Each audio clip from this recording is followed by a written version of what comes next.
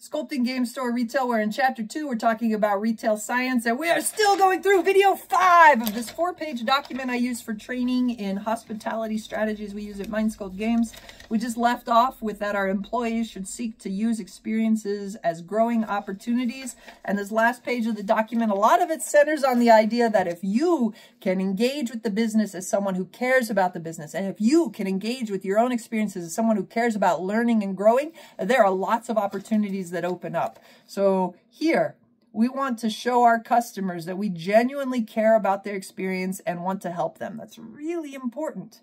We are in this for the long game. MindSculpt Games isn't trying to make it rich in 2 years and retire. MindSculpt Games isn't trying to just, see if we can make this budget shoestring work. We got past that phase. We started with a budget shoestring, but we are in this for the long game.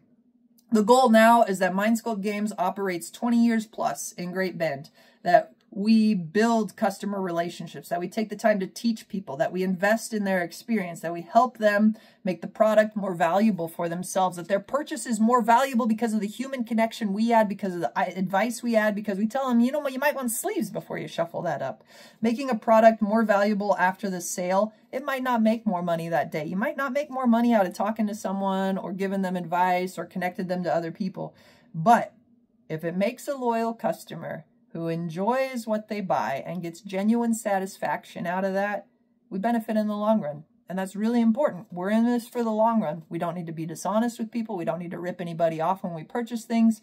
We don't need to fly by night or run risky business adventures. We're steady. We can be counted on. We want our customers to know they can trust us, that we care to be here, that we're not going to, leave Great Bend all of a sudden and steal from people or rip people off and move out of state. We're not going to do that. We're in this for the long run. And once an employee embeds that this business cares and that we care for a long time, and I don't really care necessarily how much money we make this week, but that we build a business that's sustainable, that mentality builds a better service for our customers, and it builds more trust, and it means that the game they buy now might be worth more to them in 5 years because we plan to be here and we take the right procedures and the right mindset and the right discipline to try to make that happen. Now, we do actively want to woo our customers in the first couple of visits. Yeah, that's really pretty important. It's our goal to make MindSculpt Games a customer's favorite place in Great Bend. We want to be friendly. We want to offer free decks to new players, especially when that's supported through the system. It's okay to give people a handful of commons or some free lands to get them started. We want to get them hooked in, not in any addictive way to the product, but we want to get them hooked in with other players and communities they can see on like Facebook so we can build a better experience through them. We build community to build the business. Now, you've got to accept too, right? There's going to be customers that walk in, that come visit us every time they visit grandma, but they live in New York and they have no interest in our tables. They have no interest in any of our play groups, but we can still build Great Bend as a better tourist destination, a better community for that person, and that matters. When we say we build community to build the business, we don't have to build community just with the heavy gamers or the tables, and we want to build that for them, right? But we can build community in so many ways by being friendly and making face-to-face gaming accessible, interesting, approachable, and successful for our customers. That's how when they visit grandma, they bring in all their kids, and next time brother's coming with them and he's bringing his kids, that's how we make grandma's city better for her. And that matters. We want to do that. So we pay attention to our customer psychology. Great game advisors, they'll focus on reading customers' personalities, making adjustments in sales techniques based on that personality type. We don't have some cutthroat commission rate where if you can create the sale before the other guy creates the sale, you make more money at the end of the day. And that's because we want the people to matter. We want the relationship to matter. Introverts might have a different selling approach than extroverts do. That might be true of the employees. It might be true of the customers.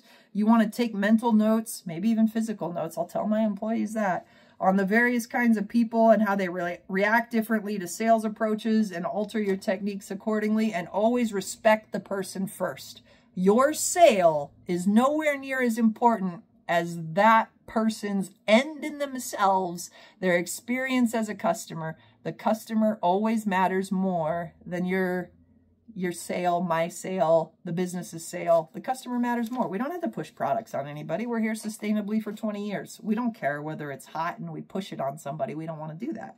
We want the person to matter more than any product or sale. So we're never desperate to make a sale. We respect people's budgets. And that's really important. If you're not in the business to take advantage of people, you want to think about what's healthy for their lifestyle, what's healthy for their budget, and maybe even encourage people. You know, that's your 8th box this set. Are you sure you want to do that? I don't want you to have to like come sell me stuff in 3 months. Sometimes that's an okay conversation. Sometimes it's an owner level conversation. I don't know that I train my employees to have that conversation directly because they probably don't know all that like continuous buying. But we definitely want to respect people's budget, respect people's health, respect people's sanity, try to help them build a happy life. In no way do we want to cause pressure, negativity. Do we want to rip somebody off, or do we want them to overspend so that their lifestyle isn't sustainable? And us building a sustainable business, we would also like to try to help our customers build sustainable paths to enjoyment.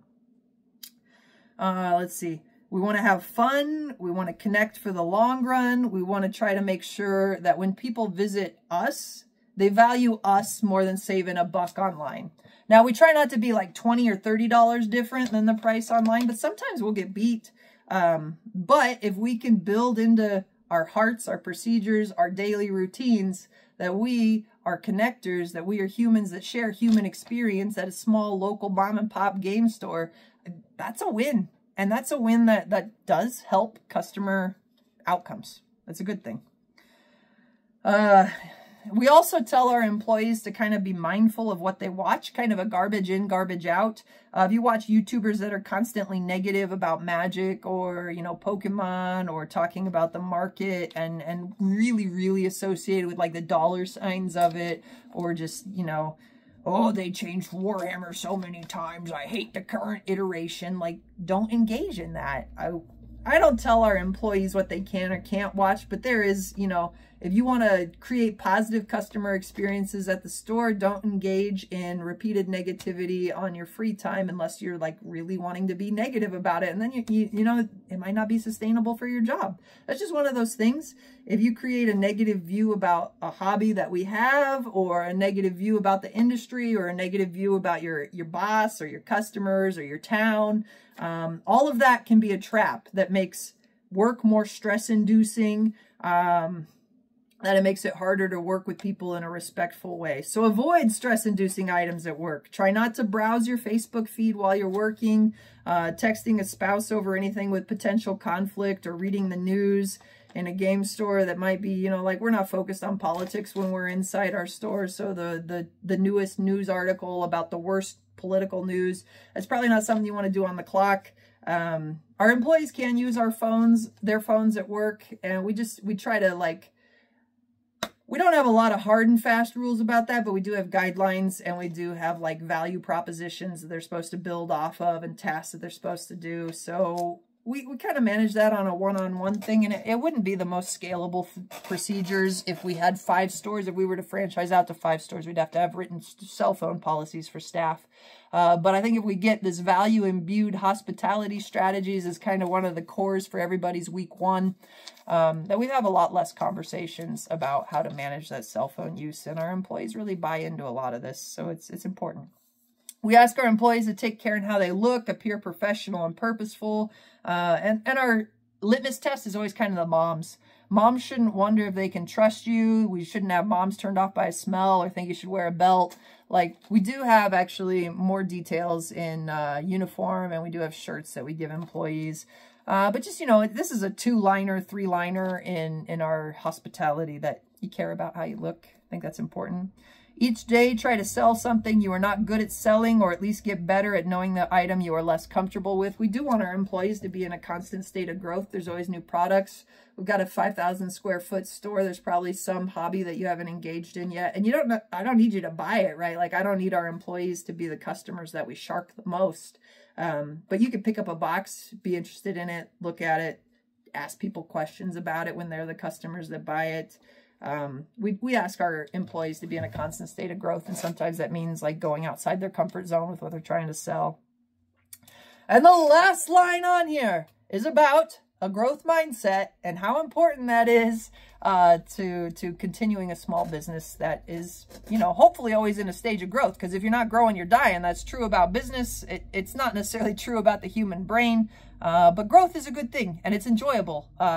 We're actually psychologically rewarded when we're learning new things, and it's one of those elements of happiness, right? So at the end of each day, reflect and ask yourself, what could I have done to make Mind Sculpt Games a better experience today? I don't know if my employees do this every day, right? But I train them to ask this type of question and encourage them to be this type of learner. And maybe some of them do, to be reflective about it. How can I turn the experiences we offer into a sustainable business? If I can get my employees to buy into the idea that we want to be here for 20 years and that they want to continue growing, it's fine if they grow and they leave me and get a better job. Good for them. Great. I'm glad we helped prepare them for that.